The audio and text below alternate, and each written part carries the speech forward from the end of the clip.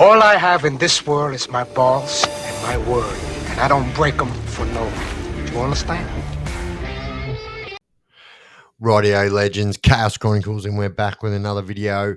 So today I thought we'd do a video on COVID and my prison time during COVID and what prison was like during COVID, because it wasn't very pleasant, let me tell you that. But yeah, before I get started, as always, guys, if you haven't already jumped up there and shot me a subscription, if you love my content, if you haven't watched me before and this is your first time watching me, I am the Chaos Chronicles, and we talk about everything prison, crime, and all those kind of related things in Australia, but usually Victoria, Australia, and that's what I do. And if you haven't already subscribed, jump up there, shoot me a subscription, and if you hit that bell icon, you'll never miss any of my clips again. All right, so let's get into it. So my last prison sentence, I went in for a parole breach, and the incident that's on Google, funnily enough. This was 2020, and I was released in 2021. So anyway, I had got arrested for the incident I told you about in the video a few videos ago when I went to buy the puppy, and I ended up going to prison for it. So this is that time, and it was like smack bang in the worst of COVID. And I remember the cop saying to me at the police station when I was going through the cells that you're going to experience hell, like making a joke about it, like, having a laugh. And I'm thinking, like, what are you talking about, mate? Like, I've been to prison heaps of times. Like, it's nothing new to me. And he's like, nah, what, this is COVID. He's like, this is absolutely like the worst that it's ever been. And like, didn't explain to me how bad it was going to be. But yeah, I very quickly learnt. So, sometimes you bypass the sub, and this time I bypassed the sub and went straight to the map, and went straight onto 24-hour lockdown. So like, this is very, very uncommon. So like, it's a part of like the Geneva Convention or something like that, that they have to at least give every single prisoner 1 hour out of their cell per day, blah, blah, blah. But this was like smack bang in the middle of COVID. And so, I remember I went straight into Unit 2. There was like, so many people in there, but you just couldn't see them. And it was 24-hour lockdown. And I remember before I went in there, what made this worse for me was like, what I'm about to tell you. But like, I remember, um, that when I was in the cells waiting to go up to like I was in a holding cell, I was waiting to go up to the actual units, and there was a couple of boys in there with me, and we'd been speaking about what medications I was on. And at the time I was on Lyrica, but I was also on clonazepam, which its other name is Rivotril, for my seizures or for epilepsy. And these are a pretty popular street drug, if you will. And they are very, very hard to stay on if you are on them on the outside, and they're very hard to stay on when you get to prison. So, I remember having a conversation with a few of the lads in there, and they're going, there is no way that they are going to keep you on your Rivotril or your Lyrica. Like, you do know that they're cutting every single prisoner off of their Lyrica, and everyone knows how hard it is to be on clonazepam or Rivotril in prison. Even if you've got a script from the doctor, like, you have to go through lengths and lengths and lengths to show that you actually need them, and no other medication works, and blah blah blah.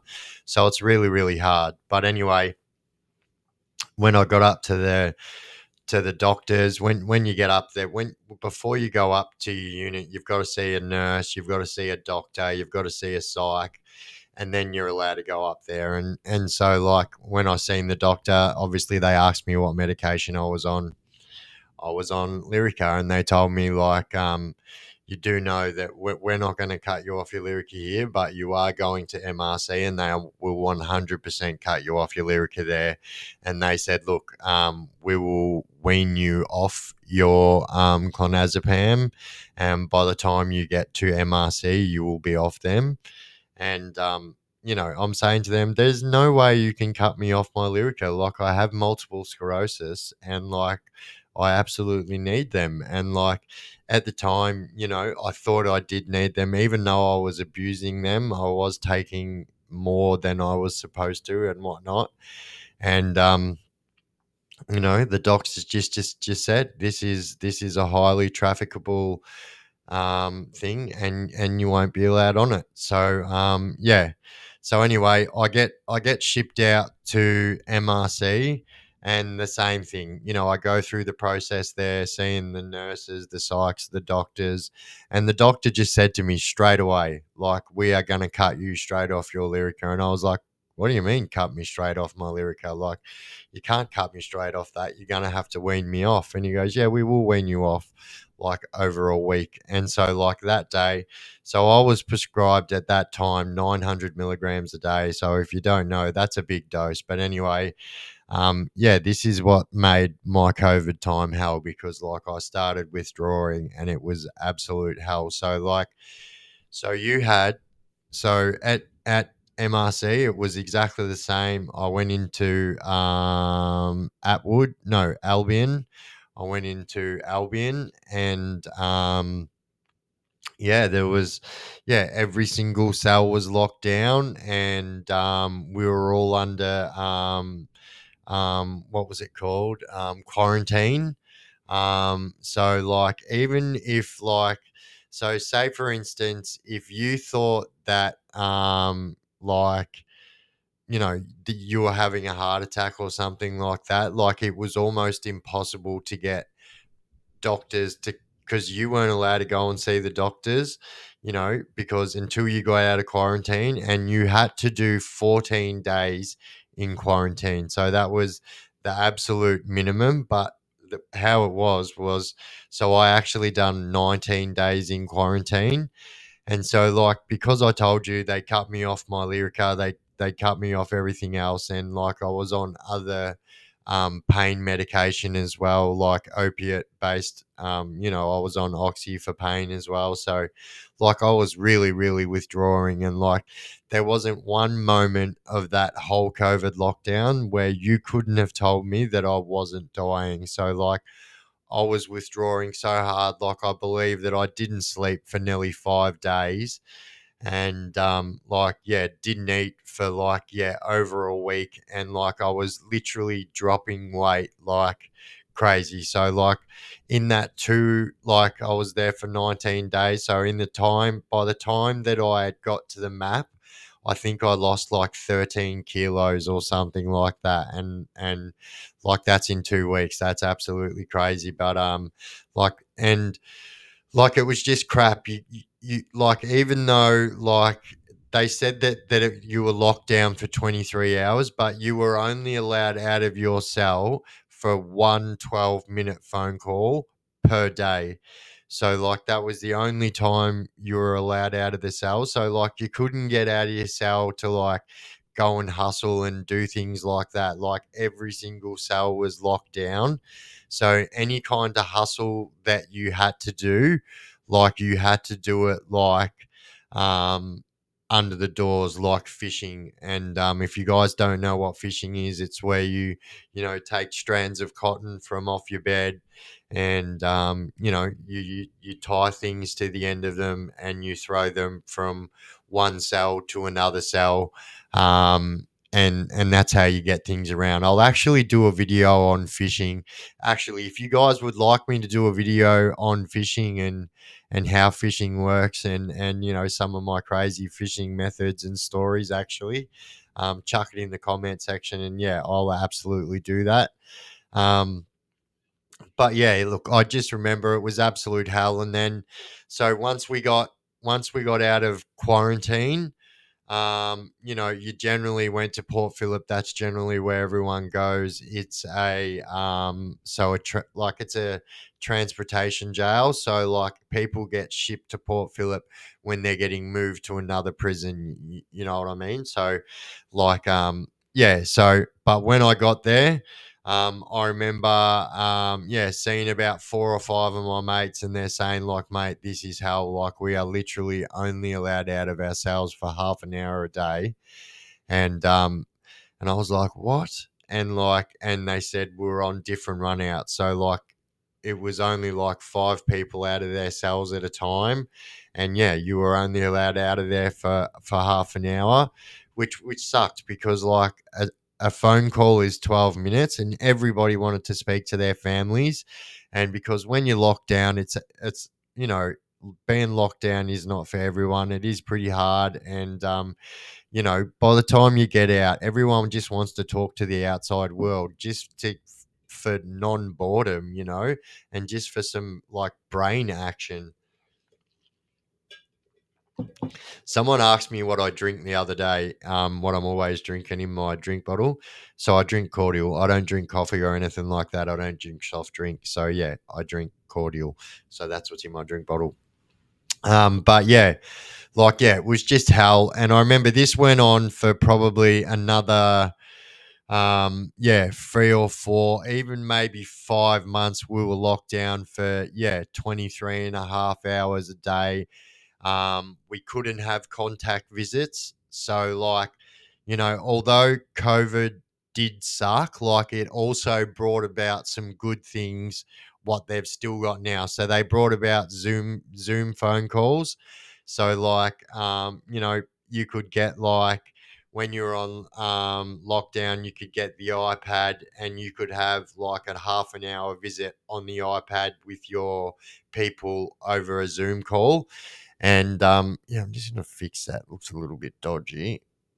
So you could, they introduced that, which was pretty good. Actually, there's probably nothing else that really came out of it good, but yeah, the Zoom visits were good because, like, a lot of people get locked up and they're from far away, and their people might not, can't afford to drive all the way to Melbourne, for a visit. So the Zoom calls were just an absolute blessing for every single prisoner because, like, even though you still get like contact visits and stuff now, like, you can still do Zoom visits. And like I said, not everyone can do the Zoom visit, so that they can't afford it. And, or that they can't afford the trip to Melbourne, basically. So, like, this is the best thing ever. So, like, people who never got visits can get visits now. And even though it's not an in-person visit, like, they still get to see their girlfriend, their mum, their dad, their children. And that's the best thing about it, is the children, because although, like, you can have phone calls with your children and whatnot, but like a Zoom call is just so much more, like, I don't know, personal and just wholesome. And, like, your kids can't understand. It's hard for your kids to understand where you are, and especially when you're relaying it across to them, across a phone call. But when you've got the Zoom call, they can see a video of you. It is the next best thing. And, like, yeah, it was an absolute blessing. And they have stayed. And I'm pretty sure that was an Australia wide thing. They introduced Zoom or Skype calls. And they are the absolute best thing. And, like, everyone does it now. And, so, like, now that COVID's over, so, like, you have visits and you go out into the visit center, and it's pretty funny. Like, you see, like, they've probably got maybe 15 like iPads set up, and so you have 15 dudes sitting in front of these iPads that are, like, stuck to this, like, holder. It's like a tripod thing. And yeah, like you see like 15 dudes all sitting in front of their screens. And like what's cool is like I said before, you know, people who never got to visit their children, who are got to see their children, can now see their children. And yeah, I'm sure there were more things that were introduced, but I just can't think of them offhand. But yeah, not really. That was the absolute best thing. And yeah, like COVID was just hell, and it went on for months and months and months. And yeah, I remember like there was a few like, you know, mini like people refusing to get locked down and stuff like that because we just had enough. And like, you know, there was people getting solicitors involved and stuff like that. And by the end of the COVID, like the tension, like you could cut it with a knife. Everyone had just had absolutely enough. And then even when they did start it, so they only started it so you were allowed out. So half the unit would be allowed out for half of the day, and then they would get locked back in, and then the other half of the unit. So they would do like the bottom tier first. You would be out for half of the day, and then the top tier out for half of the day, and then they would alternate it. So one would be out first in the morning one day, and then one would be out, you know, first. The other people would be out first in the morning the next day, and yeah, and that's how they did it, and they kind of broke it down like that, and it literally went on, like it went on for like as long as COVID went on for. And yeah, it was an absolute nightmare. And like I've never really like could say that I'd done prison hard, but this was doing prison hard. And you know, like it was hard to move and shake because like there was no physical visits. So like people weren't, you know, kicking, and so like drugs weren't getting around, and you know, it was just hard for people to move and shake. And like yeah, there was just, it was very minimal. Like for those that wanted to play up and party and whatnot, there was just very minimal stuff getting around. And not just for those that want to do drugs, but like, you know, people make a lot of money off a pouch of White Ox. So like a 20, say a $30 pouch of White Ox on the outside, you can make up to $5,000 off it, like one pouch. So like the markup is insane. And because of that, corruption is rife, and you've got screws that, you know, think, oh well, I'm only doing tobacco. And then but what they don't realize is, you know, once you do it once, that's it, we've got you, and now you're going to be doing whatever we tell you. And yeah, so like yeah, it caused a lot of corruption as well, because yeah, when a screw thinks I can walk down to Woolies and buy a $30 pouch of White Ox, put it in my shoe, and bring it into the prison, and make $5,000 off it. Yeah, there were a lot of takers. There was never a shortage of takers, that was for sure. But yeah, there we go. That was you know, doing prison during COVID time. And yeah, it was pretty shitty. And yeah, I hope that there was never a time like that again. But not that I'll be going back to prison, but like I hope for the boys that are still going to prison. And yeah, for that, you know, that is a reason why you don't want to go to prison. Like if something like that happens, if some kind of epidemic or something breaks out, you will realize like that will prove you a man from a mouse. That's for sure. Like, you know, those times bring out, you know, who are the real ones and who aren't the real ones, you know, because doing like segregation, slot time, or whatever, because this is basically slot time, or just any lockdown is hard, and people can't handle being, you know, left to their own devices for you know, such a long amount of time. And so you know, you're seeing a lot of people were cracking, and like I said, there was a lot of incidents where people were refusing to get locked down, and they had just had enough. And yeah, I remember the time, like I still remember the time it came when they said, "That's it, there's no more lockdowns," and it was like, so what? No half days, no nothing. They said, "Nope, tomorrow, a full day." And like, and by this time, like I'd been locked up for nearly 12 months, and I was like, yeah, just felt like a brand new man. Like I remember when I was allowed out from like, you know, 8 o'clock until 7:30 at night. I remember like you know, it felt like I was on holidays. It was just crazy. But yeah, for those reasons, that's why you don't want to, like, imagine getting locked up for your first time and then bang, COVID kicks in again and you get locked in there. Like, trust me, you do not want to go through that quarantine. Like, especially if you're someone that does Persian rugs on the outside. Like, yeah, that will really test you, I can assure you. But anyway, guys, I have been the Chaos Chronicles. You guys have been absolutely awesome. Once again, if you haven't already subscribed, jump down there actually and shoot me a subscription. And yeah, I will.